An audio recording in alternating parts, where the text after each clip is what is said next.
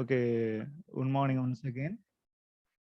இன்னைக்கு நம்ம என்ன செய்ய போறோம்னா, ஒரு ரீகேப் மாரி தான். போன 2 நாள் பார்த்தத ரீகேப் மாரி பார்க்க போறோம்னு சொன்னேன் இல்லையா? அதுதான் இன்னைக்கு பார்க்க போறோம். வேற சம்மோட. அதே சம்ம திருப்பி நடத்தாம வேற சம்மோட.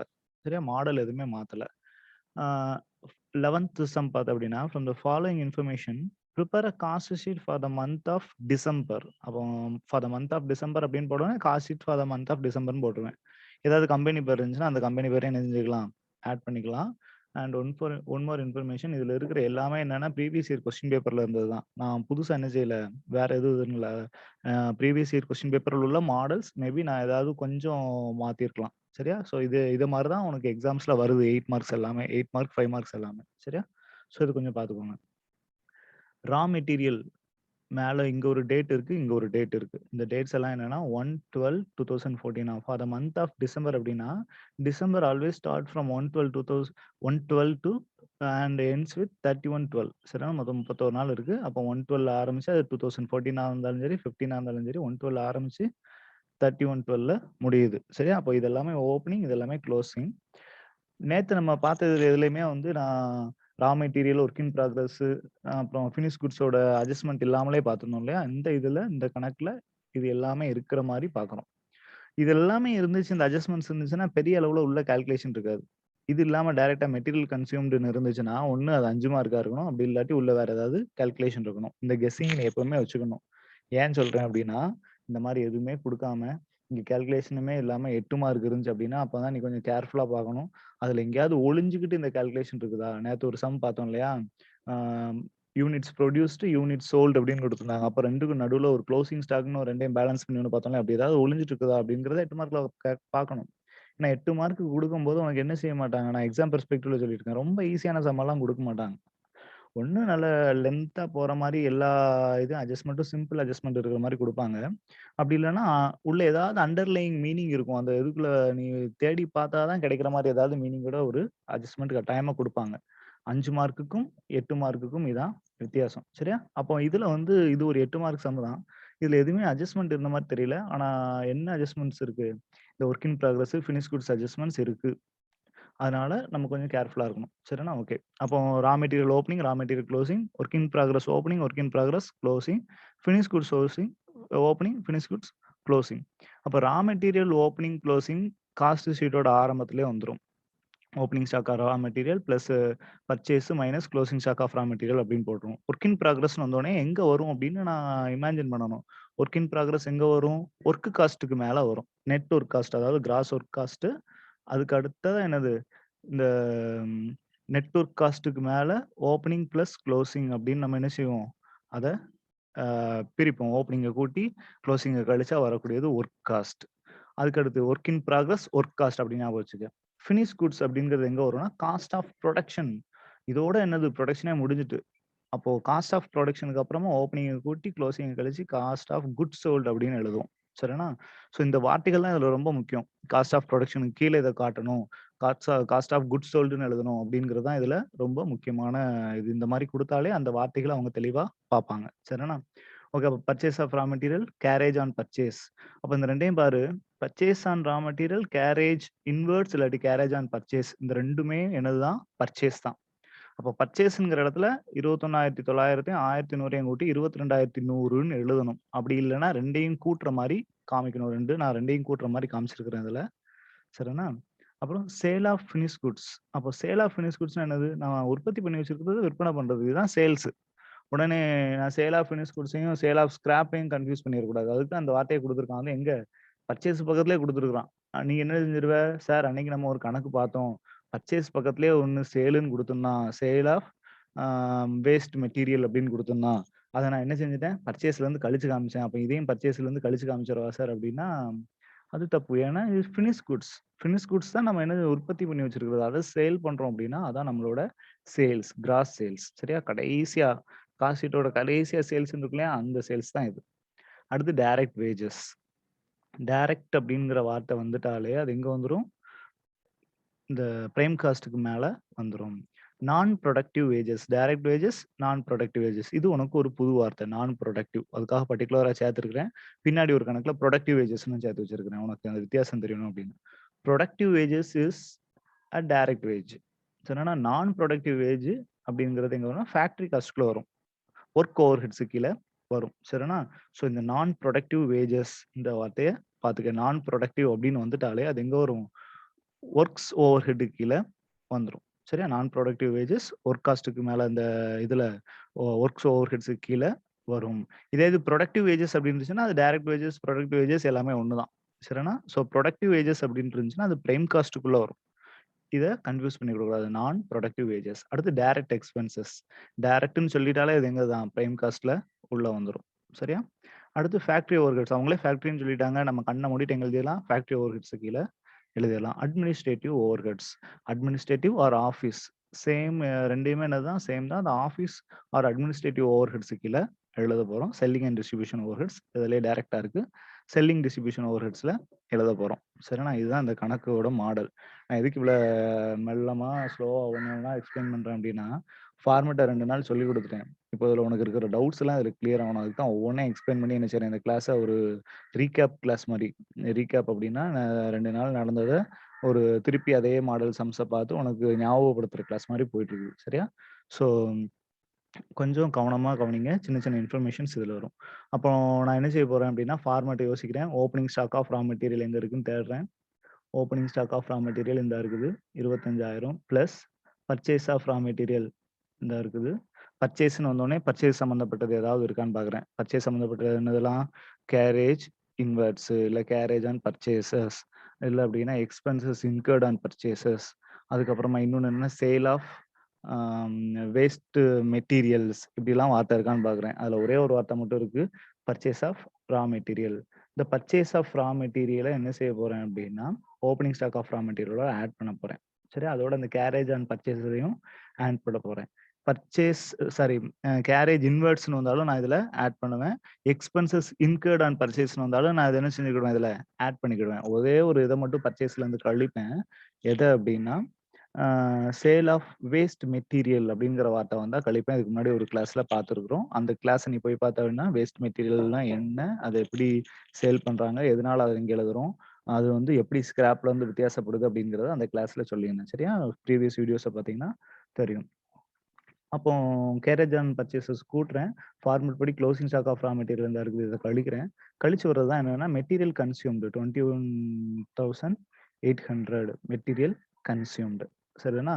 இப்போ என்ன அப்படின்னா, அடுத்து டைரக்ட்ன்னு என்னெல்லாம் இருக்கோ எடுத்து எழுத போறேன். கேரேஜ் அதுக்கடுத்து டைரக்ட் வேஜஸ்ன்னு ஒண்ணு இருக்கு. அதுக்கப்புறமா டைரக்ட் எக்ஸ்பென்சஸ்ன்னு ஒண்ணு இருக்கு. சரிதானா? அப்போ இந்த டைரக்ட் வேஜஸையும், டைரக்ட் எக்ஸ்பென்சஸையும் நான் என்ன செய்ய போறேன்? அதுல எடுத்து எழுத போறேன். Direct wages 17,200, direct expenses 1,200. இந்த 2யும் எழுதி இந்த மெட்டீரியல் கன்சியூம்ல இருந்து கூட்டினா எனக்கு வரக்கூடியது தான் பிரைம் காஸ்ட். வேற எதுவுமே டைரக்ட்ன்னு இல்ல. சரியா? அடுத்து add factory overheads or works overheads.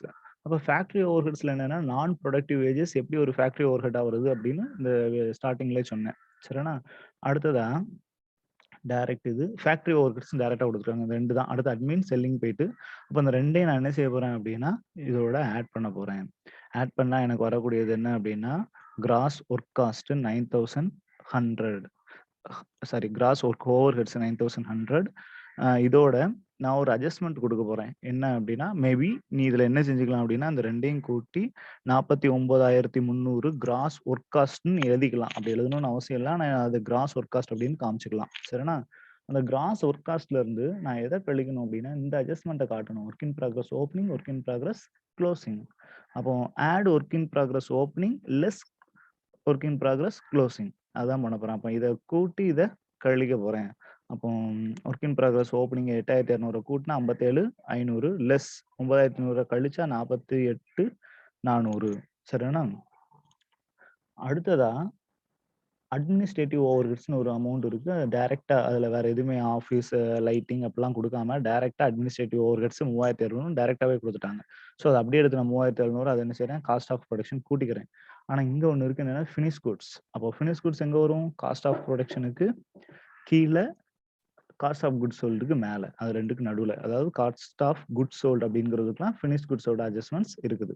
அப்ப காஸ்ட் ஆஃப் புரொடக்ஷன் 51,600. அதுலருந்து ஓப்பனிங் ஃபினிஷ் குட்ஸ கூட்டி க்ளோசிங் ஃபினிஷ் குட்ஸ கழிக்கணும். ஓப்பனிங்னாலே கூட்டி க்ளோசிங்னாலே கழிக்கணும் அப்படின்னு ஞாபகம் வச்சுக்கோங்க. சரியா? ஓப்பனிங்க கூட்டி க்ளோசிங் கழிச்சா எனக்கு வரக்கூடியது 53,200 51,600 பிளஸ் 17,300 மைனஸ் 15,700 அப்படின்னு போட்டா எனக்கு வரக்கூடியது 53,200 ரூபாய். இதுதான் என்ன அப்படின்னா எனக்கு காஸ்ட் ஆஃப் குட்ஸ் சோல்டு. சரியா? நான் அப்போதே சொன்னேன். என்ன சொன்னேன் அப்படின்னா இந்த மாதிரி opening work in progress, opening finish குட்ஸ்லாம் கொடுத்தா கட்டாயமா நீ இந்த வார்த்தையெல்லாம் டிஃபரன்ஷியேட் பண்ணி காமிக்கணும். காஸ்ட் ஆஃப் ப்ரொடக்ஷன் மேலே எழுதிட்டு அதுக்கப்புறம் opening stock of finish goods, closing stock of finish goods, cost of goods sold. இந்த காஸ்ட் ஆஃப் ப்ரொடக்ஷனே நீ எழுதாம அட்மினிஸ்ட்ரேட்டிவ் ஓவர் ஹெட்க்கு அப்புறம் இதை கூட்டி இதை கழிச்சு டைரக்டா காஸ்ட் ஆஃப் குட்ஸ் சோல்டுன்னு எழுதலாம். ஆனா இதை இங்க கொடுக்கறதுனால இது 8 மார்க் கணக்கு அப்படிங்கிறதுனால என்ன செய்யற இப்படி காட்டினாதான் கரெக்ட். ஏன் அப்படின்னா எலமெண்ட்ஸ் ஆஃப் காஸ்ட் படிச்சோம் இல்லையா? Material consumed, sorry prime cost, அடுத்து work cost, cost of production, cost of goods sold, cost of sales, cost, அப்புறம் அதான் டோட்டல் காஸ்ட் அப்படின்னு படிச்சோம். இந்த எலமெண்ட்ஸ் ஆஃப் காஸ்ட் எல்லாத்தையுமே என்ன செய்யணும் இதுல காமிக்கணும். ஓகேவா? ஓகே. அடுத்து selling and distribution overhead 4,200 அதை ஆட் பண்றோம். ஆட் பண்ணி வந்தா எனக்கு cost of sales. Cost of sales 57,700. Sales இருக்கான்னு பாக்குறேன். மேல இருந்துச்சு சேல் ஆஃப் ஃபினிஷ் குட்ஸ் அப்படின்னு. இது ஏன் சேல்ஸ் அப்படின்னு அப்போதே சொன்னேன் இல்லையா? 72,300. அப்ப இதுல இருந்து 72,300ல இருந்து 57,400 கழிச்சு ப்ராஃபிட் அப்படின்னு நீங்க எழுதுறேன். இதுல மேக்ஸிமம் உனக்கு யாருக்கும் டவுட் இருக்க முடியாது. ஏன் அப்படின்னா இதே இதைத்தான் நம்ம என்ன செய்யறோம் 2 கிளாஸா மொத்தமா இதே மாடலை தான் பார்த்துட்டு வரோம். அடுத்தது இதை பார்க்க முன்னாடி என்ன செஞ்சிடலாம், இந்த கணக்கை பார்த்துட்டு போயிடலாம். ஏன் அப்படின்னா அது காஸ்ட் பெர் யூனிட் இருக்கு. இதுல என்ன கேட்டிருக்காங்கன்னா calculate prime cost, factory cost தான் ஒர்க் காஸ்ட். இந்த இடத்துல நம்ம work cost for factory cost கூட எழுதிக்கலாம். ஏன் அப்படின்னா அவங்க ஃபேக்டரி காஸ்ட்னு கேட்டிருக்காங்க. அதனால ஒர்க் காஸ்ட் ஸ்லாஷ் ஃபேக்டரி காஸ்ட்னு எழுதிக்க நீ நோட்ல. Cost of production, cost of sales, இந்த profit from the following particulars அப்படிங்கிறது டைரக்ட் மெட்டீரியல்னா மேலே வந்துடும். அப்போ டைரக்ட் மெட்டீரியல் அவங்க கொடுத்ததுனால இதுல மெட்டீரியல் கன்சியூம்டுங்கிறது நம்ம என்ன செய்ய போறது இல்லை, கண்டுபிடிக்க போறது இல்லை. சரியா? அதை அப்படியே எழுதிக்கலாம். Opening stock of raw material plus purchases minus closing stock of raw material. அந்த ஃபார்மெட் இதுல தேவையில்லை. டைரக்ட் வேஜஸ் டைரக்ட் அப்படியே எழுதிக்கலாம். அடுத்து வேஜஸ் ஃபார் ஃபோர்மேன் அப்படின்னு எழுதிருக்காங்க. இந்த வேஜஸ் ஃபார் ஃபோர்மேன் அப்படிங்கிற ஒரு புது வார்த்தை. இது எங்க வரும் அப்படின்னா ஃபேக்டரிக்குள்ள வரக்கூடியது. ஃபோர்மேன் எங்க இருப்பாருன்னா ஃபேக்டரிக்குள்ள இருப்பாரு. அப்போ அவரு டைரக்டா என்ன இது இல்லை, அந்த மிஷினை ஒர்க் பண்றவர் இல்லை, அந்த ப்ரொடக்ஷன் யூனிட்ல டைரக்டா வேலை பார்க்குறவரு இல்லை. சரியா? ஸோ ஃபோர்மேன் அப்படிங்கிறது ஃபேக்டரி ஓவர் ஹெட்ஸு கீழே வரணும். எலக்ட்ரிக் பவர் அப்படின்னாலும் factory overheads. Electric power, fuel இந்த மாதிரி என்ன வந்தாலும் எங்க தான் ஃபேக்டரி ஓவர் ஹெட்ஸ் கீழே வரணும். அப்போ டைரக்ட் மெட்டீரியல், டைரக்ட் வேஜஸ். வேற ஏதாவது டைரக்ட் இருக்கா நான் செக் பண்ணி பார்த்துக்கிறேன். வேற direct material, direct wages, direct expenses. இந்த 3 தவிர வேற என்ன இல்லை, வேற டைரக்ட் இல்லை. அப்ப இந்த 3 போட்டு நான் பிரைம் காஸ்ட் என்ன செஞ்சிடறேன், கூட்டி எழுதிறேன். அதாவது டைரக்ட் 3மே டைரக்ட். மெட்டீரியல், வேஜஸ், எக்ஸ்பென்சஸ் 3ஐயும் கூட்டினா 1,30,000 ரூபாய் prime cost. Factory overheads நான் சொன்னேன். வேஜஸ் டு ஃபோர்மேன் அப்படிங்கிறது ஃபேக்டரியில் உள்ளது. எலக்ட்ரிக் பவர் ஃபேக்டரியில் உள்ளது. லைட்டிங் ஃபேக்டரினே கொடுத்துட்டாங்க. ஆனா ஃபேக்டரி எவ்வளவு, ஆஃபீஸ் எவ்வளவு தனித்தனியா கொடுத்துருக்காங்க. சரியா? இதுக்கு என்ன அர்த்தம் அப்படின்னா லைட்டிங், அதுல ஃபேக்டரி 1,500, ஆஃபீஸ் 500 அப்படின்னு கொடுத்துருக்காங்க. ஒருவேளை வெறுமனே லைட்டிங் கொடுத்தா அது ஃபேக்டரி தான். சரிண்ணா? இப்போ ஃபேக்டரிக்கு 1,500, ஆஃபீஸ்க்கு ஒரு 500 லைட்டிங். சரியா? 2 இடத்துல லைட்டிங் வருது. அடுத்து ரெண்ட், ஃபேக்டரிக்கு 5,000, ஆஃபீஸ்க்கு 2,500. ரெண்ட்டும் ஃபேக்டரி ரெண்ட் 5,000, ஆஃபீஸ் ரெண்ட் 2,500. இது எப்படி பிரிச்சு எழுதுறோம்? இது ஒரு வித்தியாசமான சம்மதம். சரியா? இந்த மாடல். அப்போ இது எல்லாத்தையுமே எழுதியாச்சு. Salary to salesman, advertising, income tax, sales. அப்போ இது எதுவுமே எதுவும் சம்மந்தப்பட்டது இல்லைன்னா factory overhead, administrative overhead சம்மந்தப்பட்டது இல்லை. இப்போ ஃபேக்டரி ஓவர் ஹெட்டை க்ளோஸ் பண்றேன். எனக்கு 9,500 ரூபாய் வருது. 1,39,500. இந்த லைட்டிங்கும் ரெண்டும் மட்டும் தான் ஆஃபீஸ்க்கு 2 கொடுத்துருக்காங்க. வேற எதுவுமே ஆஃபீஸ் சம்மந்தப்பட்ட எக்ஸ்பென்சஸ் கொடுக்கல. ஸோ அட்மினிஸ்ட்ரேட்டிவ் ஓவர் ஹெட்லையும் லைட்டிங் ஒரு 500, ரெண்ட் ஆஃப் ஆஃபீஸ் ஒரு 2,500. ரெண்டையும் என்ன செய்யறேன், கூட்டி 3,000. இந்த ரெண்டையும் கூட்டினா 1,42,000. இதான் எனக்கு cost of production. Cost of production பார்த்த உடனே நான் என்ன பார்க்குறேன், ஃபினிஷ் குட்ஸோட அட்ஜஸ்ட்மெண்ட்ஸ் இருக்குதான்னு பார்க்குறேன். அப்போ இதில் ஃபினிஷ் குட்ஸ் இல்லை. அப்போ காஸ்ட் ஆஃப் ப்ரொடக்ஷனுக்கு அப்புறம் அதான் காஸ்ட் ஆஃப் குட்ஸ் சோல்டும் கூட. சரியா? அதுக்கு அடுத்து selling and distribution overheads, salaries to salesman. இது கட்டாயமா ஒரு selling and distribution overhead. அட்வர்டைஸ்மெண்ட்டுக்கும் சேல்ஸுக்கும் தான் சம்மந்தம் இருக்கு. விளம்பரம் கொடுக்க சேல்ஸ் அதிகமாக நடக்கும். சரினா? இந்த ரெண்டும் selling and distribution over head. Sales வந்துருது இன்கம் டேக்ஸ். இன்கம் டேக்ஸ் அப்படிங்கிறது ஒரு தனிநபரோ இல்லை ஒரு கம்பெனியோ அதோட வருமானத்தின் மீது கட்டக்கூடிய ஒரு டேக்ஸ். அது என்ன இல்லை அப்படின்னா ஒரு செலவு இல்லை, கம்பெனிக்கான ஒரு செலவு இல்லை. ஸோ அப்போ இன்கம் டேக்ஸ் அப்படிங்கிறது காஸ்ட் ஷீட்ல எங்கேயுமே என்ன செய்யக்கூடாது, வரக்கூடாது. அது ஒரு அப்ராப்ரியேஷன். அது என்ன இல்லை அப்படின்னா ஒரு செலவு இல்லை, அது வந்து ஒரு அப்ராப்ரியேஷன் நீ ஃபைனல் அக்கவுண்ட்ஸ்ல படிப்ப சொல்லியிருக்கிறேன் இல்லையா? இன்கம் டேக்ஸ் அப்படிங்கிறது ஷெட்யூல் 4 கீழ வரும். அப்ராப்ரியேஷன் அப்படின்னு வரும். ப்ராஃபிட் அண்ட் லாஸ் அக்கவுண்ட்ல. சரிதானே? நீ ஃபர்ஸ்ட் இயர்ல படிச்ச ஃபைனல் அக்கவுண்ட் வேற. இப்ப 3 இயர்ல நீ ஃபைனல் அக்கவுண்ட்னு ஒண்ணு படிப்ப. சரிதானே? அந்த ஃபைனல் அக்கவுண்ட் வேற. அதுல அப்ராப்ரியேஷன் கீழ என்ன வரும்னா, இன்கம் டேக்ஸ் வரும். இன்கம் டேக்ஸ், டிவிடெண்ட், டிவிடெண்ட் அப்படின்னா ப்ரொபோர்ஷனேட் டிவிடெண்ட் இது எல்லாமே எது கீழ வரும்? அப்ராப்ரியேஷனுக்கு ஜெனரல் ரிசர்வ் அப்படின்னு ஒரு கேட்டகரி வரும். இது எல்லாமே அப்ராப்ரியேஷனுக்கு கீழ வரும். அந்த ஜெனரல் ரிசர்வ், அப்ராப்ரியேஷனுக்கு கீழ வரக்கூடிய general reserve, income tax, proposed dividend இதுல எந்த வார்த்தை வந்தாலும் அது காஸ்ட் ஷீட் என்ன செய்யாது? பாதிக்காது. பிகாஸ் அது எல்லாமே என்ன அப்படின்னா ஒரு எக்ஸ்பெண்டிச்சர் இல்ல, அது ஒரு அப்ராப்ரியேஷன்ஸ். சரிண்ணா? ஓகே. அப்போ இதுல வராது அப்படின்னு பார்த்தாச்சு. அதனால அத விட்டுறலாம். அப்போ சேல்ஸ்மேன் சேலரியும், அட்வர்டைஸ்மென்ட்டையும் 2யுமே கூட்டி 2500 எழுதுனோம்னா, இதுதான் நம்மளுக்கு காஸ்ட் ஆஃப் குட்ஸ் சோல்டு. இல்ல sorry cost of sales. Cost of goods sold அப்படிங்கிறது இந்த இடத்துல வந்துரும்னா, finished goods adjustment. Cost of sales. அதுக்கு அடுத்து தான் சேல்ஸ் குடுத்துருக்காங்க 1,89,500. அதுலேருந்து இந்த 1,44,500 கழிச்சு 45,000 இருக்கு இல்லையா? இதுதான் என்ன அப்படின்னா ப்ராஃபிட். இதுல இந்த ஒண்ணு மட்டும் தான் இதுல வித்தியாசப்படுது. வேற எதுவுமே சேம் டிட்டோ தான். சரிண்ணா? அடுத்து 14th சம்மு பார்த்த அப்படின்னா, இதுவும் ஒரு டைரக்ட் சம்மு தான். அதனால இத நான் உனக்கு காட்டுறேன். இது எல்லாமே ப்ரீவியஸ் இயர் கொஸ்டின் பேப்பர்ல இருந்து எடுத்து போட்டது. இருக்கிற ஒரு 3, 4 சம்மு என்ன அப்படின்னா, ஒரு புக்க பார்த்தோ, இல்ல நானா உருவாக்குனதாவோ இருக்கும். மத்தபடி அந்த இது எல்லாமே இதுக்கப்புறம் அந்த 9வது கணக்கு அப்புறம் வர்ற எல்லாமே என்னது, நான் ப்ரீவியஸ் இயர் கொஸ்டின் பேப்பர்ல இருந்து எடுத்து போட்டது தான். சரியா? கொஸ்டின் பேப்பர் அப்படியே சால்வ் பண்ணி வச்சிருக்கிறேன். From the following particulars of ABC Limited, prepare a statement showing cost of material use, work cost, total cost and cost of sales. Percentage of works expenses to productive wages. இந்த ஒரு percentage இதெல்லாம் கண்டுபிடிக்க சொல்லியிருக்காங்க. இது cost ஷீட்டோட சேர்ந்தது கிடையாது. Cost sheet முடிஞ்சதுக்கு அப்புறமா இத பெர்சன்டேஜ் மட்டும் கண்டுபிடிக்கணும். சரியா? இது ஒரு 8 மார்க் சம், கேட்ட சம். அப்போ stock of material on 1st January 2000. Stock of finish goods on 1st January 2000. அப்போ இது ஓப்பனிங் ஸ்டாக் ஆஃப் மெட்டீரியல், இது ரா மெட்டீரியல், இது opening stock of finish goods. Purchase of raw material, productive wages. நான் சொன்னேன் இல்லையா, நான் productive வேஜஸ்னா அது எங்க வரும்? ஒர்க் காஸ்ட்டுக்குள்ள வரும். ப்ரொடக்டிவ் வேஜஸ்னா எங்க வரும்னு சொன்னேன். இது ஒரு டைரக்ட் வேஜ், இது பிரைம் காஸ்ட்டுக்குள்ள வரும். Sale of finish goods. Sale of finish goods தான் என்னது? Sales. Stock of raw material on 31st December 2000. அப்போ இது ஓப்பனிங் அப்படின்னா இது க்ளோசிங். Work overhead charges. இந்த ஒர்க் ஓவர்ஹெட் சார்ஜஸ் அப்படிங்கிறது தான் என்ன அப்படின்னா ஒர்க்ஸ் ஓவர்ஹெட்டுக்கு ஃபேக்டரி ஓவர்ஹெட் இல்லாட்டி ஒர்க்ஸ் ஓவர்ஹெட் அப்படின்னு சொல்லுவோம். அடுத்து ஆஃபீஸ் அண்ட் ஜெனரல் எக்ஸ்பென்சஸ், இது administrative overheads. Stock of finish goods on 31st December 2000. இது closing stock of finish goods. வேற ஏதாவது இன்ஃபர்மேஷன் கொடுத்துருக்காங்கன்னா வேற ஒன்றும் இல்லை. அப்போ நம்ம இது டைரக்ட் சம் தான். இதுல ஒரு பெரிய வித்தியாசமே இல்லை. ஃபார்மேட் படி பார்த்தோம் அப்படின்னா opening stock of raw material, opening stock of raw material 20,000 plus purchase of raw material 5,80,000 less closing stock of raw material, இங்க stock of raw material 25,000. சரிண்ணா? இதை கழிச்சு அப்படின்னா இதான் மெட்டீரியல் கன்சியூம்டு. மெட்டீரியல் யூஸ்டு அப்படின்னு ஏன் இதில் கொடுத்துருக்கேன் அப்படின்னா கணக்கில் மெட்டீரியல் யூஸ்டுன்னு கேட்டிருக்கேன். அதனால அந்த வார்த்தை என்ன செஞ்சிருக்கேன், இதில் யூஸ் பண்ணியிருக்கேன். பட் நம்ம எப்பவும் யூஸ் பண்ணுறது கன்சியூம்டு. அதனால யூஸ்டு பார் கன்சியூம்டு 5,75,000. இது நம்ம ஏ கண்டுபிடிச்சாச்சு. சரிண்ணா? அடுத்து டைரக்ட்னு ஏதாவது வார்த்தை இருக்கானா? இல்ல. ஆனா ப்ரொடக்டிவ் வேஜஸ்ன்னு இருக்கு. Direct wages or productive wages or wages இது எல்லாமே இங்க தான் வரும். ப்ரொடக்டிவ் வேஜஸ் கூட்டினா பிரைம் காஸ்ட். வேற எதுவுமே டைரக்ட் அப்படிங்கிற வார்த்தை இல்ல. சரிண்ணா? இந்த மாதிரி குழப்பி கொடுத்துருந்தாங்கன்னா, அதாவது மேல இந்த வரிசையை இதே ஆர்டர்ல இங்க கொடுக்காம மாத்தி மாத்தி கொடுத்துருந்தாங்கன்னா, டிக் பண்ணிக்கிட்டே வா. எதை எதை எடுத்து போட்டிருக்க, ஏதாவது அமௌண்ட்டை மிஸ் பண்ணியிருக்கான்னு தெரியும். இப்போ டிக் பண்ணி தான் நான் எங்கெல்லாம் பண்ணியிருப்பேன். ஒரு நிமிஷம்.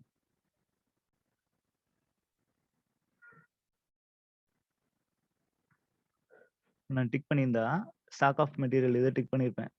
சரிண்ணா? அடுத்ததா பர்ச்சேஸ் ஆஃப் ரா மெட்டீரியல் காமிச்சிட்டேன், இதை டிக் பண்ணியிருப்பேன். ப்ரொடக்டிவ் வேஜஸ் காமிச்சிட்டேன், இதை டிக் பண்ணியிருப்பேன். சேல் ஆஃப் ஃபினிஷ் குட்ஸ் காமிக்கல. Stock of raw material closing இது டிக் பண்ணியிருப்பேன். வேற எதுவுமே நான் என்ன செய்யல, கணக்குக்குள்ள கொண்டு வரல. எனக்கு பிரைம் காஸ்ட் கிடைச்சிச்சு. அதுக்கடுத்து ஆட் ஃபேக்டரி ஓவர் ஹெட்ஸ். இந்த இடத்துல எதுக்கு ஃபேக்டரி ஓவர் ஹெட்ஸ் எழுதிருக்கேன்னா, இங்க ஃபேக்டரி ஒர்க் காஸ்ட் கேட்டிருக்காங்க. சாரி, அப்போ ஃபேக்டரி ஓவர் ஹெட்ஸ் எழுதலாம், ஒர்க் ஓவர் ஹெட்ஸ் எழுதலாம். சரியா? Factory over heads. ஃபேக்டரி சம்மந்தப்பட்டது என்ன இருக்கு? இது ஃபினிஷ் குட்ஸ்.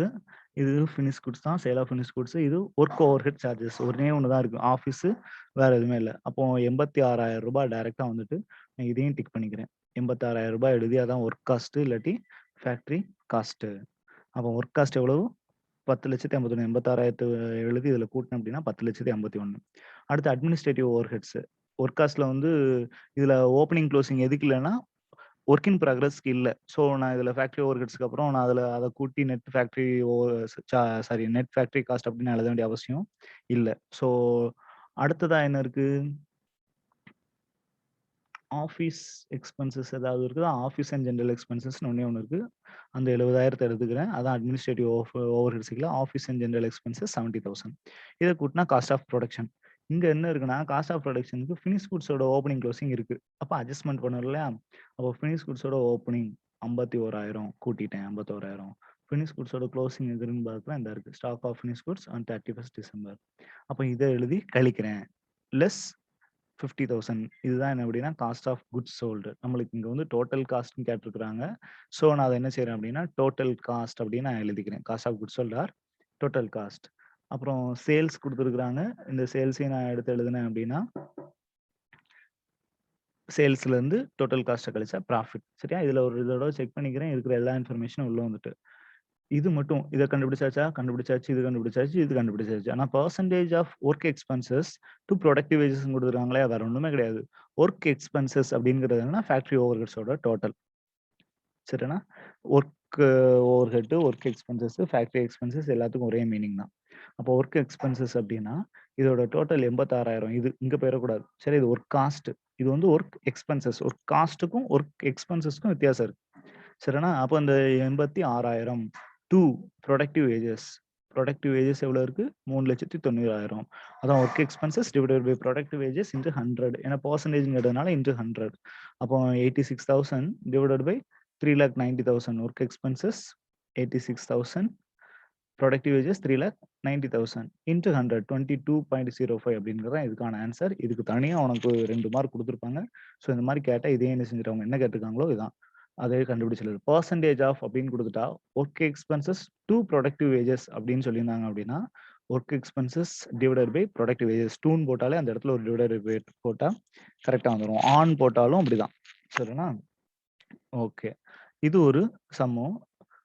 அடுத்ததா இந்த சம்ம நீ வீட்டில் செஞ்சு பாரு. இது டைரக்ட் சம்மும் சாதாரணமாக இருக்கு. இதே மாதிரி மாடல் இருக்கு.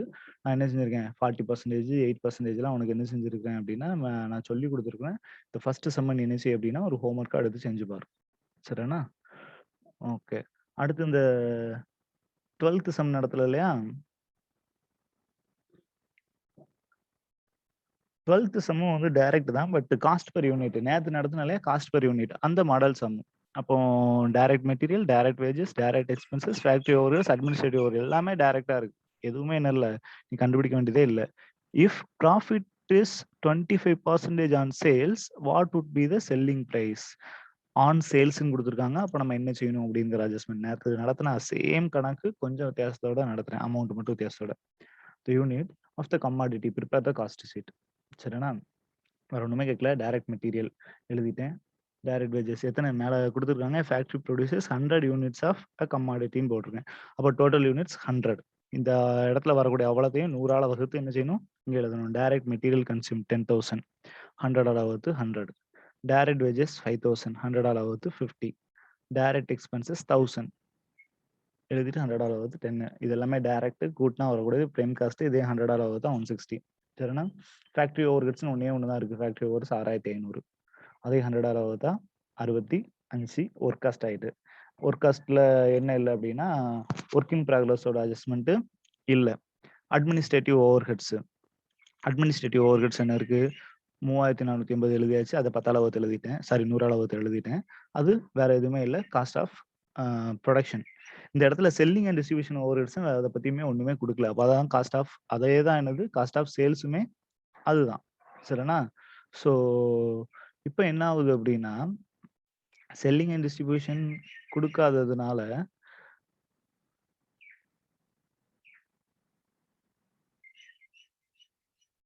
செல்லிங் அண்ட் டிஸ்ட்ரிபியூஷன் கொடுக்காதனால அதே தான் டோட்டல் காஸ்டாகவும் ஆயிடுது. இங்க என்ன செஞ்சிருக்காங்கன்னா ப்ராஃபிட் இஸ் 25% ஆன் சேல்ஸ்ன்னு கொடுத்துருக்காங்க. அது பார்த்தோம் இல்லையா? 25% ஆஃப் சேல்ஸ் அப்படின்னா நம்ம என்ன கொடுப்போம், எப்படி அதை காமிப்போம் அப்படின்னு பார்த்தோம். சரிண்ணா? அப்போ இதுல பாத்துக்க 25,000 ஃபர்ஸ்ட் என்ன அப்படின்னா, நம்ம எப்பவுமே இந்த இதை கண்டுபிடிக்க முன்னாடி என்ன எழுதுவோம்னா, ஃபர்ஸ்ட் காஸ்ட், அதுக்கடுத்து ப்ராஃபிட். சரிண்ணா, ரெண்டையும் கூட்டினா வரக்கூடியது சேல்ஸ். டிராயிங் கொஞ்சம் மோசமா தான் இருக்கும், இதுன்ற பொறுத்துக்காங்க. அப்ப காஸ்ட் அப்படிங்கிறது என்ன அப்படிங்கிறது நம்மளுக்கு தெரியும், இங்க இருக்கு அமௌண்ட். ப்ராஃபிட் என்னது 25. அப்ப ப்ராஃபிட்டுக்கு நேரம் என்ன செஞ்சுக்கிறேன் அப்படின்னா 25 அப்படின்னு போட்டுக்கிறேன். சரியா, ப்ராஃபிட் 25. அடுத்து இதே இதுல என்ன இருக்கு அப்படின்னா, ஆன் என்னது அப்படின்னு பாக்குறேன், ஆன் சேல்ஸ். அப்ப ஆன் சேல்ஸ் வந்துச்சுன்னா இதுதான் 100. சரியா, ஆன் சேல்ஸ் எழுதிட்டேன் 100. சரிண்ணா, அப்போ மீதி என்ன இருக்கும்? இதுக்கு என்ன அர்த்தம் அப்படின்னா 100ல இருந்து 25 கழிச்சு மீதி இங்க எழுதணும், 75 அப்படின்னு எழுதுறோம். சரிண்ணா, அப்போ இதுதான் வந்து நான் நேத்து இதே மாதிரி உனக்கு டைப் பண்ணி காட்டியிருந்தேன். 80% பண்ணி காட்டு, 20% பண்ணி காட்டியிருந்தேன், 25%. ஆன் சேல்ஸ் அப்படின்னா நீ இந்த இதுல 25/75 25/100 அப்படிங்கிறதுக்கு இப்படி ஒரு இடம் எழுதி பார்த்துக்கலாம். ப்ராஃபிட்டுக்கு அதாவது சிபிஎஸ், காஸ்ட் ப்ராஃபிட் சேல்ஸ் இப்படி எழுதிடலாம், ஒரு கோடை போட்டு முதல்ல எழுதி வச்சுக்கிட்டு. ப்ராஃபிட் அப்படின்னா 25, ப்ராஃபிட்டுக்கு நேரம் 25 எழுதிட்டேன். ஆன் என்ன இருக்கு, ஆன் செல்லிங் பிரைஸ் அப்படின்னு இருக்கு. அப்ப ஆன் செல்லிங் பிரைஸ் அப்படின்னா அதுக்கு நேரம் 100 போட்டுட்டேன். சரிண்ணா, அப்போ 100ல இருந்து 25 கழிச்சா 75. இப்போ உனக்கு என்ன இன்ஃபர்மேஷன் இருக்குன்னு பார்க்கணும். உனக்கு இருக்கக்கூடியது இப்ப இந்த ரெண்டும் இருந்திருக்காது, இந்த ரெண்டுமே உனக்கு என்ன செஞ்சிருக்காது, உனக்கு கிடைச்சிருக்காது. இதோட நிப்ப நீ, ஏன்னா ப்ராஃபிட்டும் இல்ல, செல்லிங் பிரைஸும் இல்ல. அப்ப இந்த இடத்துல 25,980 அப்படிங்கறத நீ ஸ்டாப் ஆயிருப்ப. அது என்னது அப்படின்னா காஸ்ட். அப்ப காஸ்ட் தான் உனக்கு இருக்கு. அப்ப 25,980 அப்படிங்கிறது 75%. சரிண்ணா, அப்ப 25,980 டிவைடட் பை 75, இங்க என்ன இருக்கோ இதைத்தான் நான் 75 போட போறேன். ஒருவேளை இதுல ஆன் காஸ்ட் கொடுத்துருந்தான்னு வச்சுக்கேன், ஆன் சேல்ஸுக்கு பதிலா ஆன் காஸ்ட் கொடுத்துருந்தான்னு வச்சுக்கேன், இதே இதுங்க டிரா பண்றேன் பாரு, ப்ராஃபிட் அண்ட் காஸ்ட். ப்ராஃபிட் அதே 25, ஆன் காஸ்ட் கொடுத்ததுனால நான் என்ன செய்யறேன், இந்த இடத்துல 100 போட்டுருவேன். ஆன் காஸ்ட் கொடுத்திருந்தால் சரியா, இந்த இடத்துல 100 போட்டுருவேன். இதுல இருந்து இதை கழிச்சு எழுதுனா இது ஒரு 75. அப்போ நான் இந்த சிபிஎஸ் எழுதுறது எப்படி இருக்கும், இப்படி இருக்கும். சரிண்ணா, அப்ப இந்த மாதிரி இருந்துச்சு அப்படின்னா என்கிட்ட இருக்கக்கூடியது காஸ்ட் ஆஃப் ப்ரொடக்ஷன், அதாவது காஸ்ட் இதுதான் இருக்கு, 25,700 அப்படிங்கிறது 100. அப்ப நீ நான் டைரக்டா 25/100 அப்படின்னு போட்டுடலாம். சரிண்ணா, ஆனா எனக்கு இந்த மாதிரி இதுல தான் கொடுத்துருக்காங்க என்ன அப்படின்னா ஆன் செல்லிங் பிரைஸ். அப்ப கீழே இங்க 100 போட்டேன். அப்ப காஸ்ட் அப்படிங்கிறது அது எவ்வளவுதான், 75% தான். அப்போ இந்த 25,980 டிவைடட் பை 75 பெருக்கல் 25 அப்படின்னு போட்டா அதான் ப்ராஃபிட். ஒருவேளை இந்த இடத்துல ஆன் காஸ்ட் சேல்ஸ் அப்படிங்கிறதுக்கு பதிலா ஆன் காஸ்ட் அப்படின்னு கொடுத்துருந்தாங்கன்னா, ஆன்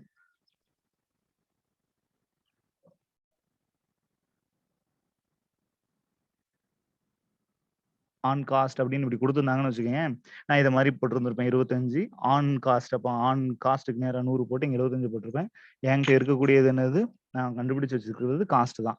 அப்போ 100 டிவைடட் பை 100 பெருக்கல் 25. ஆனா இப்ப நான் கண்டுபிடிச்சு வச்சிருக்கிறது இந்த, இப்ப இது கிடையாது, இப்ப என்ன கிடையாது, இது கிடையாது, இப்ப இதுதான் இருக்கு, இதுதான் இருக்கு. அப்போ இந்த செக்மெண்ட் படி பார்த்தா என்கிட்ட இருக்கக்கூடியது காஸ்ட், அதுல 25,980 இருக்கிறதுனால நான் வகுத்தல் 75 போறேன். நான் 75ன்னு அதை கண்டுபிடிச்சு வச்சிருக்கேன். காஸ்ட் வந்து 75%, வகுத்தல் 75 பெருக்கல் 25 தான். இதா இருந்தாலும் பெருக்கல்னு தான் 25 தான். இங்க வர்ற பர்சன்டேஜ் அப்படியே பெருக்கிடலாம். அப்ப 25/75 அப்படின்னா அது வரக்கூடியதான் என்னது அப்படின்னா உனக்கு ப்ராஃபிட். சரிண்ணா, சிம்பிளா உனக்கு சொல்லணும் அப்படின்னா இதை இவ்வளவுக்குள்ள குழப்பணும்னு அவசியமே இல்லை. ஆன் காஸ்ட் அப்படின்னு இந்த இடத்துல இருந்துச்சு அப்படின்னா 25/100 அப்படியே போட்டுரு. 20னா 20/100, 25னா 25/100. சரிண்ணா, ஆன் சேல்ஸ் அப்படின்னு இருந்துச்சுன்னா நீ 25 அப்படியே போட்டுட்டு டிவைடட் பை 100ல இருந்து 25 கழிச்சு போட்டு, இதே இது 20% அப்படின்னா 100ல இருந்து 20 கழிச்சு கீழே 80 அப்படின்னு போடுவோம். நேத்து ஒரு கணக்கு பார்த்தோம். 10% கொடுத்திருந்தா 100ல இருந்து 10 கழிச்சு 10/90 அப்படின்னு போடுவோம். சரியா, அப்படின்னு நீ குருட்டு மனப்பாடம் பண்ணி வச்சுக்கலாம். பட் இதான் மீனிங். சரிண்ணா, ஓகே. அப்ப இதை என்ன செய்யறேன் அப்படின்னா 100ஆல வகுத்து 86.60 எழுதிடுறேன். இந்த ரெண்டையும் கூட்டி இங்க எழுதுறேன் 34,640. இது 346.40. இங்க என்ன கேட்டிருக்காங்க, what would be the selling price of each unit of the commodity. அப்போ ஒவ்வொரு யூனிட்டுக்கும் எவ்வளவு செல்லிங் பிரைஸ் இருக்கணும் அப்படின்னா அது 346,346.40 பைசா அப்படின்னு என்ன இருக்கணும்.